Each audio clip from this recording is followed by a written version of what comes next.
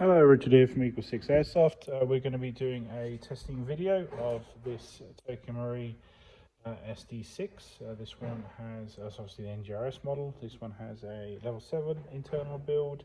So we've got the Prometheus type bore barrel. It's got the FPS cylinder, FPS cylinder head. Got Prometheus gears, Prometheus bearings. Got FPS piston.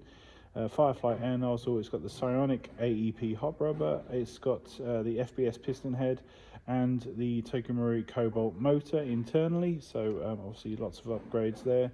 We've also built this around 2/8, and we're just now going to be demonstrating it working.